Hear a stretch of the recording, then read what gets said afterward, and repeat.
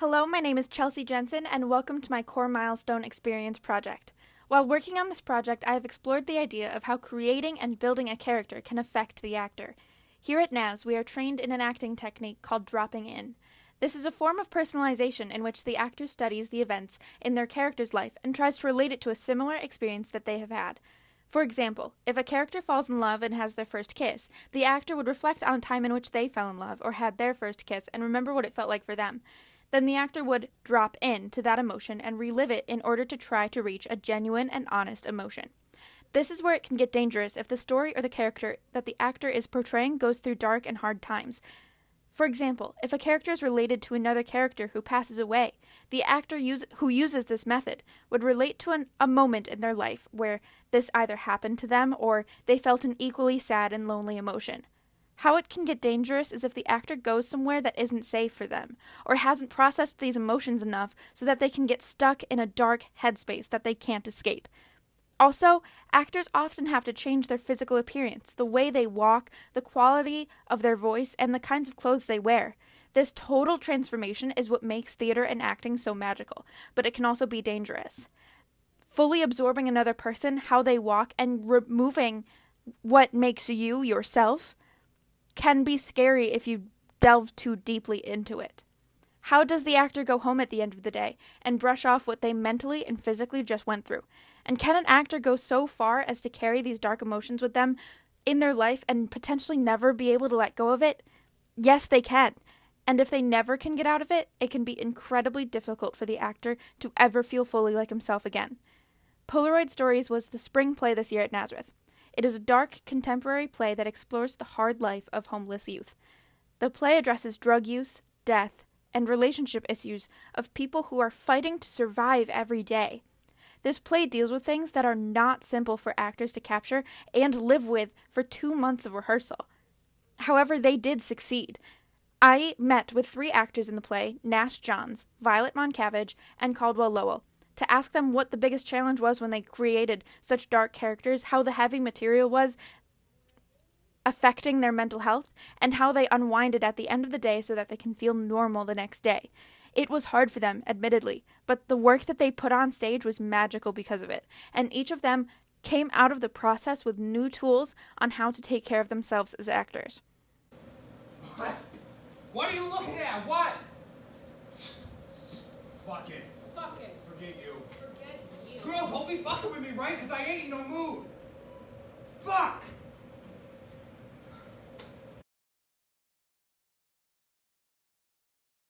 The biggest difference between me and the character is the ability. I think I personally have a lot more empathy than this character does, and I'm very much a caring people person, I think. Other people can say what they want. That's what I think of myself. So, is that falling into the character? Maybe, but who cares? But this character really just has complete disregard for anybody that isn't himself. So, yeah, is it selfless to say that I'm selfless? When I was a little kid, the building I lived in caught on fire. And my mother held me out the window and said, "Fly away, fly away, fly away, little bird." Only I wasn't no little bird. And I didn't fly. Now, I don't know what that bitch was smoking, because if I didn't die from the fire, I straight up should have died from the fire. My luck being, somebody threw out a mattress with the trash on it. Fucking fate, man. I was on my ass. And then this wino found me and took care of me until his liver gave out. And I was all alone. Hard to take something like this off at the end of the night and just kind of resume normal life. So this character lives in a very depressing and kind of just constant state of blue. And there's been some days where I'm just like, I need to go home and take a nap because I can't physically continue the rest of my day and then walk into rehearsal without being like energized. It's been kind of hard to sleep. It's gotten a little, I mean, I've always had trouble sleeping, but it's gotten a little harder to sleep throughout this process because there's a lot of things going through my head about it that kind of have to do with the show and the mental state of the character, but it's like how to safely play that and how to connect real life experiences with the experiences of the character.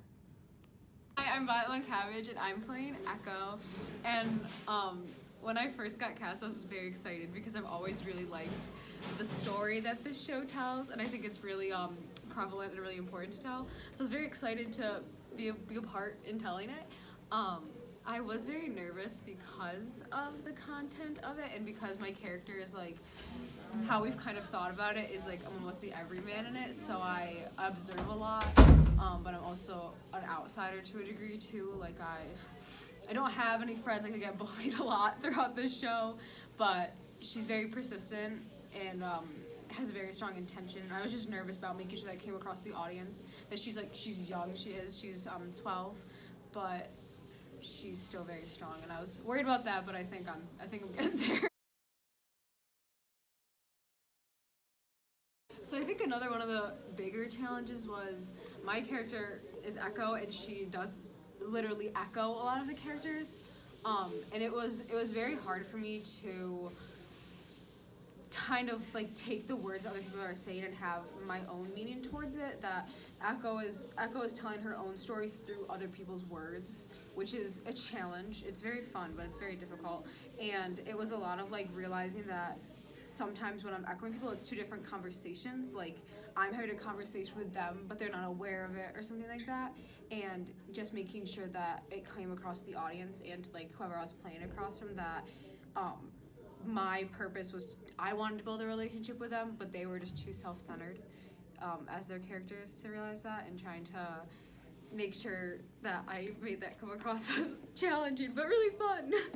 At the beginning of our process, we came back to school a week early for 9 to 5 rehearsals, and we had a lot of presentations from people who work with homeless women or homeless people like currently, and going through a lot of those presentations, they were very raw, and it kind of brought to a forefront, and it was a little scary, but I think it really drove home how important it was to tell the story with dignity and how important the story was.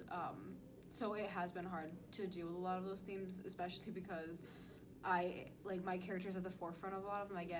I get the backlash of a lot of people have gone through their events and of these homelessness, drug abuse, and then they take how they're feeling of that out onto my character. So she's affected almost secondhand from it, but it's still very difficult because she's like a conduit for all these other people's emotions that they like hide. Yeah, well, see, I like you. Yeah? And what is that supposed to mean? I don't know. I don't know. I don't. I don't. Fuck you! Okay. Fuck me. Fine. Fuck me. Only next time, don't be all like nothing. I don't know. I swear, all that's gonna be left to you one of these days is this little tiny voice that goes, nothing, I don't know. Shut up! Whatever. It's like you see all these things, and it's like you look out at the world and you're like, I want that, and that, and that, and it's never gonna be enough for you. As long as you got eyes in your head, you're always gonna be wanting shit. Girl, I deserve the moon. I deserve the stars. I deserve all of it. Yeah, well, I ain't like you. And what's so wrong with wanting shit? No, really. What's so wrong with wanting shit? Forget this. Forget you.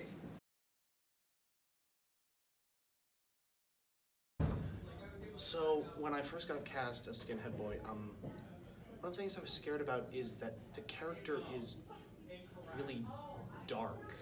There are parts of him that I'm scared of, I guess. Just habits that I don't want to gain through trying to portray the character. He's very into drugs. He has this very explosive personality, very aggressive. And that's something that I was nervous about because I don't think I'm an aggressive person, but in researching and trying to become the character on stage, I kind of found myself feeling more present and out there, and I started to worry that I would start to get more aggressive about that, I guess. Are you sleeping? You still sleeping? Come on, girl. I know you're here. I know you were. Just say something. Just say something.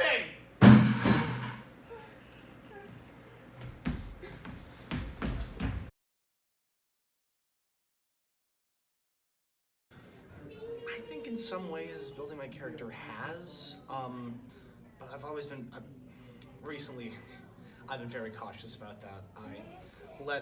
Last year I let character and subject matter really affect my mental health, and it got very bad, and since then I've been really cautious about it because I don't want that to happen again, and so I'd say yes, but not as much as it could have.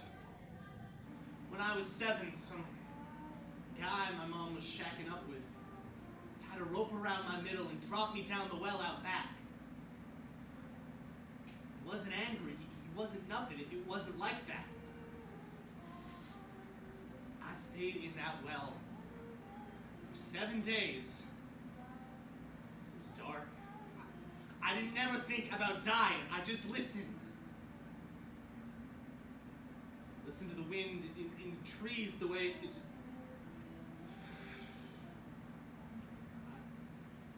I listened to the bugs rubbing in the dirt. The way the walls and water blend sound.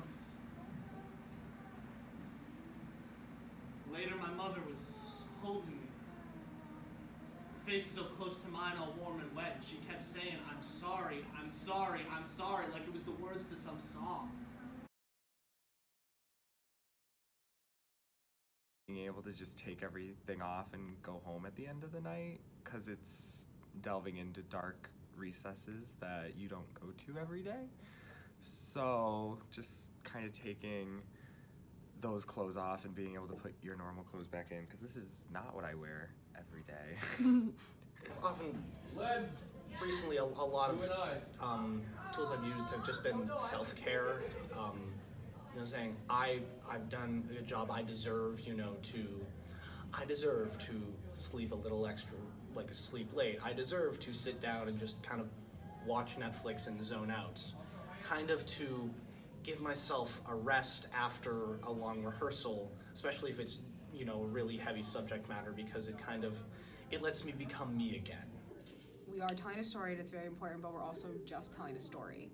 We're not these characters. We're the characters when we're on stage, but it's very important to drop it. And I have a lot of good friends that I'm able to talk to about it and who help me stay safe and who check me, who are like, "Are you being safe about this? Are you making the right choice to use that XYZ?"